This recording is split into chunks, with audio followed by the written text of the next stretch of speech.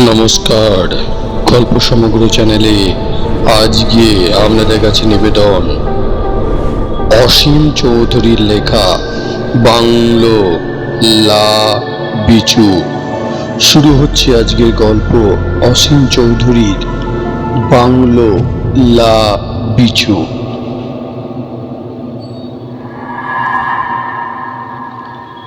General Sharma বলেছিলেন,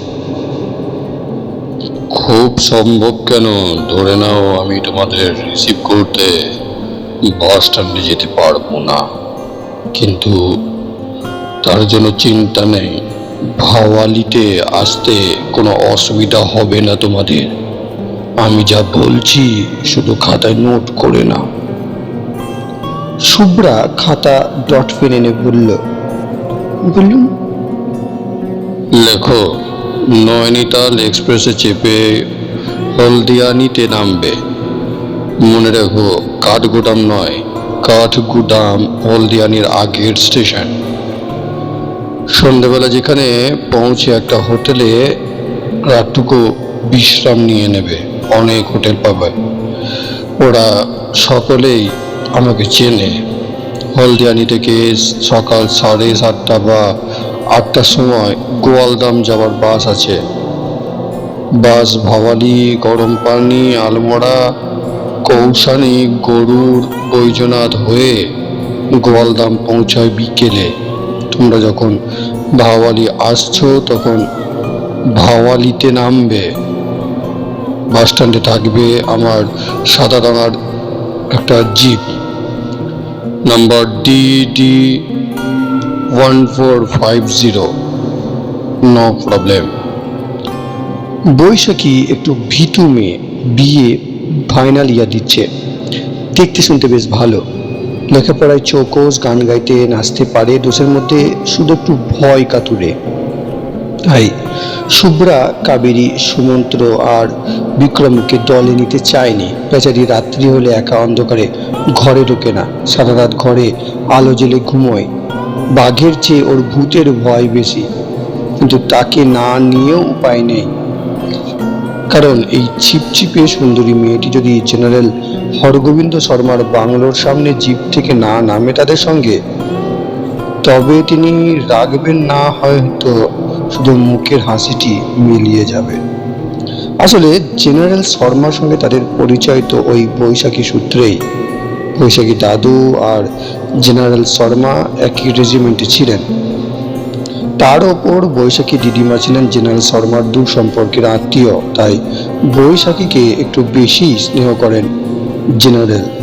অগত্যা বৈশাখীর খুড়তুতো দিদি কাবেরী, জামাইবাবুর সুমন্ত্র আর তাদের বন্ধু দম্পতি শুভ্রা ও বিক্রমকে রাজি হতেই হলো। আর্মি থেকে অবসর নেওয়ার পর জেনারেল শর্মা থাকেন ভাওয়ালিতে, তবে ঠিক শহরে নয়, গ্রাম শহর থেকে একটু দূরেই তার বাংলো।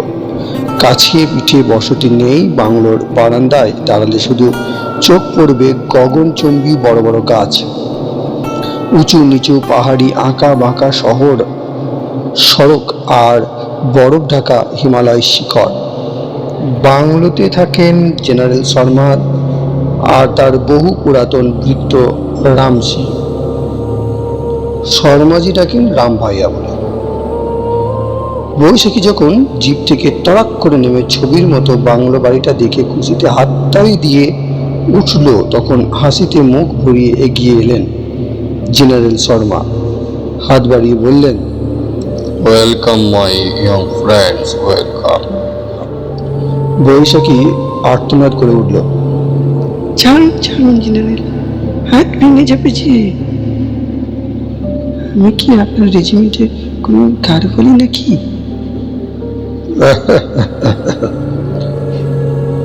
হেসে জেনারেল ডাক দিলেন, রাম ভাইয়া, ওদের সামান নামাও, তারপর সবাইকে নিয়ে চলো বাংলোর ভিতরে। কাবেরী হাতের ব্যাগটা ডাইনিং টেবিলে নামিয়ে বলল,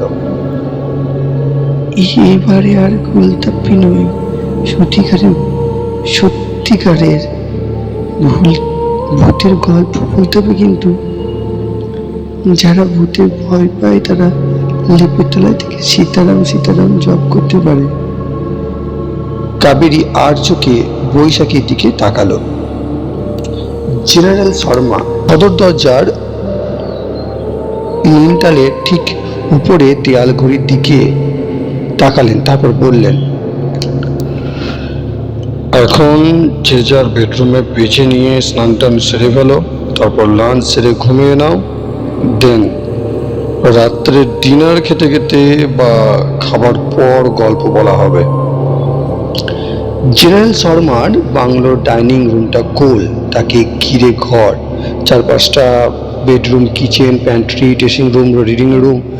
ডাইনিং রুম থেকেই ইবোনাইটের ব্যানিস্টারওয়ালা সিঁড়ি উঠে গেছে দোতলা ছাদে। ছাদেও একটা বড় গোছের বেডরুম, কোনো ঘরই ফাঁকা নয় সেখানে, সেটি প্রয়োজন দিয়ে সাজানো, সবই ঝকঝকে। কাবেরী, সুমন্ত্র, শুভ্রা, বিক্রম বাগানের দিকে দুটো বেডরুম বেছে নিল। মুখ ভার করলো বৈশাখী। না রে, সবাই বেশ ভালো ভালো ঘর বেছে নিলে, আর আমারটা রান্নাঘরের পাশে। ক্ষুণ্ণ মনে বৈশাখী চলে এলো নিজের ঘরে। ঢুকতে গিয়েই চোখে পড়লো ঠিক দরজার ওপরে টাঙানো একটা ফটোর দিকে। ফটোটা সুন্দরী এক ইংরেজ কিশোরীর, এক মাথা কোকড়া চুল দুলিয়ে যেন হাসছে। বহু বছর আগেকার ফটো, সন্দেহ নেই, কিন্তু অসম্ভব রকম জীবন্ত। বৈশাখী ফটো ফ্রেমের এক কোণে টাইপ করা লেখা পড়ল, ক্যাথরিন ক্লিন্টন, বর্ন 1850, ডায়েড 1866। মেয়েটির মৃত্যু তাহলে মাত্র 16 বছর বয়সে। বৈশাখী যেন চোখ ফেরাতে পারে না। তন্ময় হয়ে সেই ভুবন ভোলানো হাসির দিকে তাকিয়ে থাকতে থাকতে মনে হলো মেয়েটির মুখটা একটু যেন নড়ে উঠল।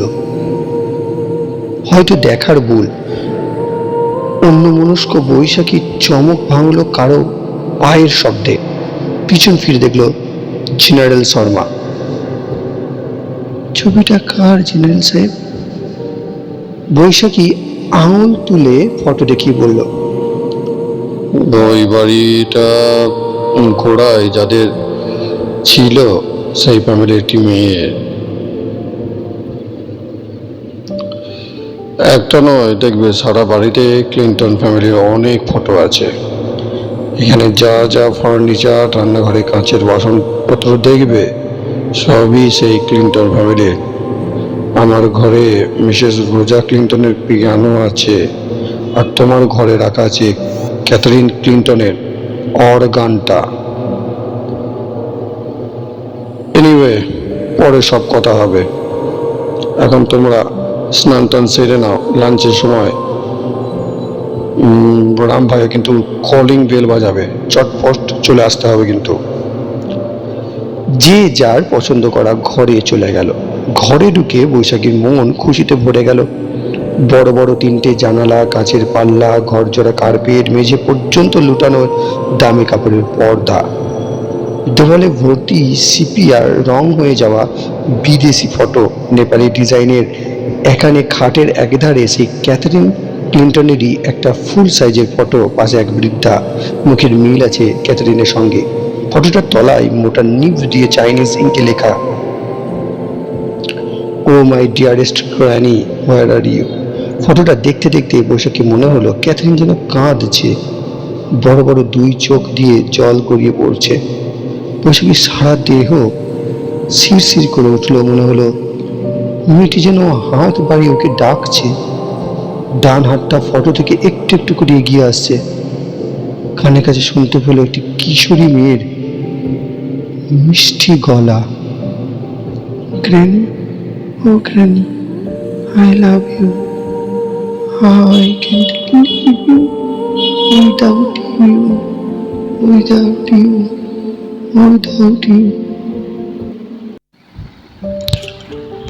বৈশাখীর বুকের ভেতরটা কাঁপছে, না পারছে এগোতে, না পারছে পিছোতে। সারা বাড়ি নিস্তব্ধ। কাবেরীদি, শুভ্রাদি, সুমন্ত্রদা, বিক্রমদা, এরা যেন কেউ নেই। নিস্তব্ধতার মাঝে মাঝে কানে আসে জেনারেল শর্মার টুংটাং পিয়ানোর সুর। বৈশাখী ভীতু হলেও দিনের বেলা ভয় পায় না, ভয় পায় রাতে। রাতের গভীরতা, নিস্তব্ধতা ওকে যেন এক অন্য জগতে নিয়ে যায়। বৈশাখী মাথা ঝাঁকুনি দিল। আশ্চর্য, দিনে দুপুরে কি সব আবোল তাবোল দেখছে। আসলে ফটোটা এত জীবন্ত যে ওর মনের আজগুবি চিন্তাগুলো গ্র্যানি আর ক্যাথরিনের অস্বাভাবিক আচরণ হয়ে আত্মপ্রকাশ করছে। কিন্তু কানের কাছে কে সুরেলা গলায় ফিস ফিস করে বললে, I can't live without you. ওর নিজেরই মনের কথাই কি? বৈশাখী ঘরের দরজা খুলে রেখেই বাথরুমে ঢুকলো। গিজারের গরম জলে অনেকক্ষণ ধরে স্নান করলো।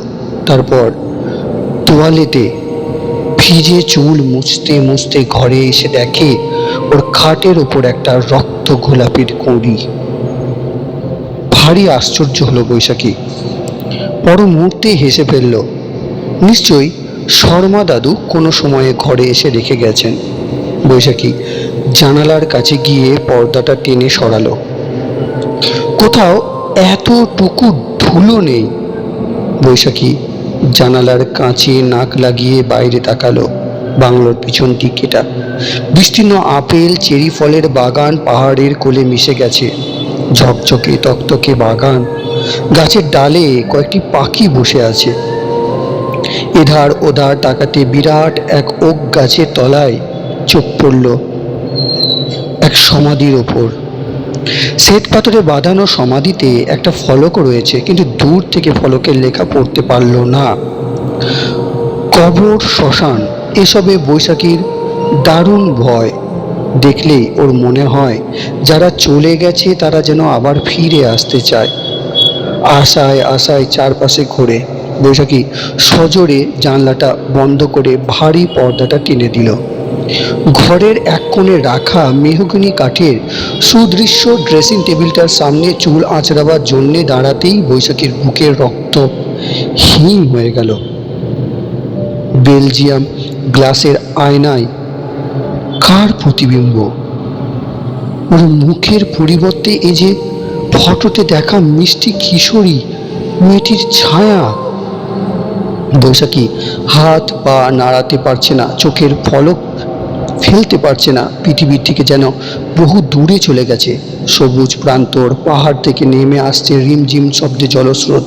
তৃণ প্রান্তরে নানা রঙের শত শত নাম না জানা পাখি নীল আকাশের নিচে ওরা উড়ছে, গান গাইছে। সেই সুন্দর জায়গায় বৈশাখী একা। হঠাৎ পিঠে হাত পড়তে বৈশাখী চমকে উঠল। আয়নাতে দেখল পিছনে স্মিত মুখে জেনারেল শর্মা। তোমার জন্য আমরা বসে রয়েছি, লাঞ্চ খাবে না? বৈশাখী যা দেখেছে জেনারেল শর্মাকে বলতে গিয়েও বলতে পারল না। একবার জানাজানি হয়ে গেলে সবাই তাকে নিয়ে হাসাহাসি করবে। সে জেনারেল শর্মার হাত ধরে বলল, চলুন। যেতে যেতে বৈশাখী দেওয়ালে টাঙানো কিশোরী মেয়েটির দিকে আর একবার তাকালো। একটা সুন্দর photo. Granny, I can't live without you. কে গ্র্যানি? কে ক্যাথরিন ক্লিনটন? প্রায় 150 বছর আগেকার ফটো। তাদের ব্যবহৃত জিনিসপত্র, আসবাব জেনারেল শর্মা কেন জমিয়ে রেখেছেন?